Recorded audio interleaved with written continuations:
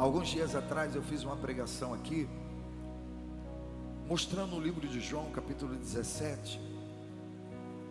João, capítulo 17, na oração sacerdotal, no versículo 9. Algumas pessoas não gostaram e disseram: não é assim, bispo. Eu não creio que é assim.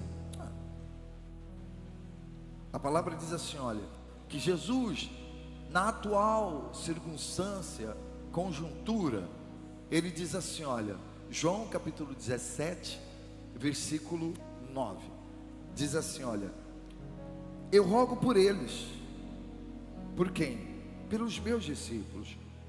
Não rogo pelo mundo, mas por aqueles que me deste, porque são teus, eles pertencem a ti.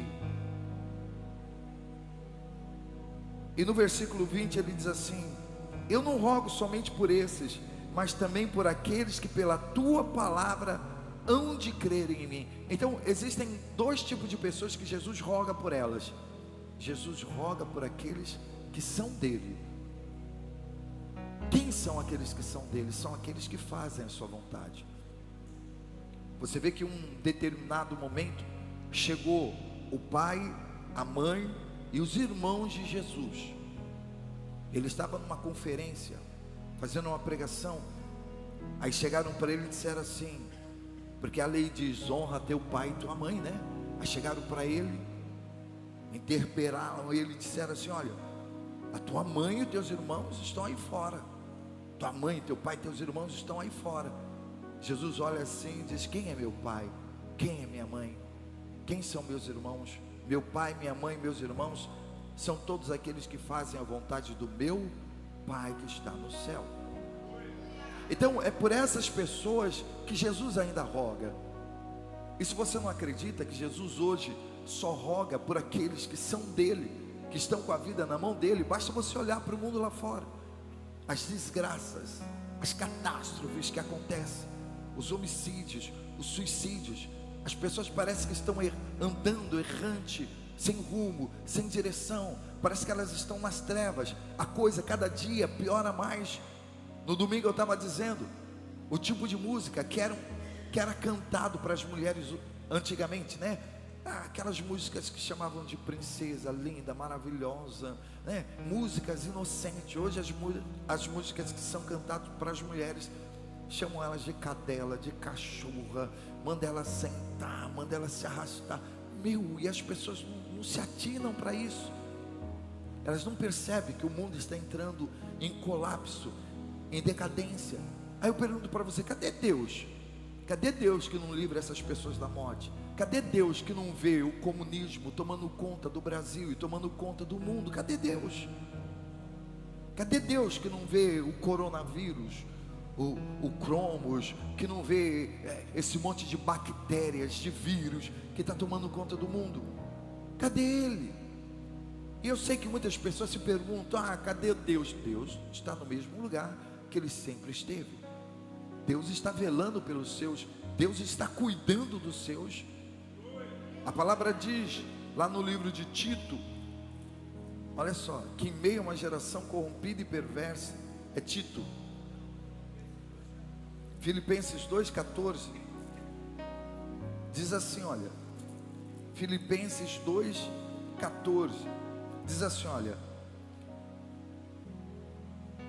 vamos ler a partir do versículo 12, diz assim, olha, de sorte que, meus amados, assim como sempre obedecestes, não só na minha presença, mas muito mais agora na minha ausência. Nós temos que obedecer não somente na presença de Deus, na presença do bispo, dos pastores, mas nós temos que obedecer ao Pai, principalmente quando nós estamos ausentes dele, quando nós temos oportunidade de fazer tudo errado e mesmo assim nós não fazemos. Você vai numa festa, vai num baile, vai numa viagem, vai num passeio, você tem de tudo para fazer o que é errado: adulterar, se prostituir, beber, fumar, usar drogas, meter o louco, soltar o freio. Mas você não faz isso, porque você sabe que existe um Deus, existe um Pai que está vendo todas as coisas. Não existe momento melhor do que o momento da solidão, o momento que você está em Vegas, de mostrar o quanto você é fiel para sua esposa, para o seu marido, para os seus irmãos e principalmente para Deus. Na igreja é fácil ser fiel, mas nós temos que ser fiéis, não somente na presença, mas muito mais agora na minha ausência. Assim também, olha só, operai a vossa salvação com temor e tremor, porque Deus é o que opera em vós, tanto querer como efetuar, segundo a sua boa vontade. Então é Deus que opera em nós tudo aquilo que nós precisamos, tudo aquilo que nós queremos.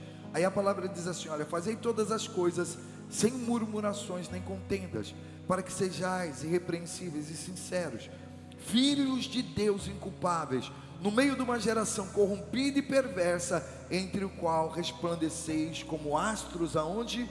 No mundo. E como nós resplandecemos como astros nesse mundo? Retendo a palavra da vida, para que no dia de Cristo possamos nos gloriar de não ter corrido, nem ter trabalhado em vão. Então o mundo está se corrompendo, está corrompido. Uma sociedade perversa, uma sociedade corrompida, uma sociedade onde a verdade se tornou mentira, e a mentira se tornou verdade. O justo se tornou injusto, e o injusto se tornou justo. Mas lá no livro do Apocalipse, a palavra já diz, né, que aquele que comete a justiça continua sendo justo, mas aquele que é injusto continue cometendo a injustiça. E é isso que eles estão fazendo. Você vê isso daí todos os dias, a injustiça imperando. Teve um juiz que deu causa ganha a um cidadão que tentou entrar na casa de uma mulher, e ele foi furado pelas pontas de lança que havia no muro dela. A mulher parece que vai ter que pagar uma indenização para esse rapaz, para esse cidadão, de 75 mil reais. Você ouviu isso? Quem viu essa matéria? Você viu essa matéria? O cidadão entra dentro de uma casa, ou quer invadir uma casa, mas só que ele encontra obstáculos, pontas de lança no muro. Ele vai entrar e se fura. Aí o que acontece? Ele entrou no Ministério Público. Aliás, ele nem entrou, levaram ele para o Ministério Público, e lá ele ganhou a causa de 75 mil reais, porque aquela família ofereceu riscos a ele, aquele cidadão que ia entrar para furtar a casa dela. Então onde você vê justiça? E cadê Deus? Deus está lá. Deus está vendo tudo que está acontecendo neste mundo. Deus, Ele está vendo, mas Ele não está movendo uma palha, um dedo. Por que, bispo? É porque Ele não pode? Não, porque se do jeito que está, as pessoas não buscam Ele, não se convertem. Imagina se Ele apazigua tudo. Imagina se Ele derrama paz, se Ele sara todo mundo, cura todo mundo, prospera todo mundo. O que as pessoas vão pensar? Poxa, eu longe de Deus, estou crescendo, estou prosperando, tenho saúde, está indo tudo bem, por que eu vou para a igreja? Por que eu vou buscar Deus? Então Deus às vezes Ele permite que a sociedade venha viver momentos de caos. Se agora não for a vinda de Jesus, se agora não for a vinda de Jesus, para nós sairmos desse encalço, só com suor, lágrimas e muito derramamento de sangue. Você está me entendendo? E clamando e buscando muito a Deus.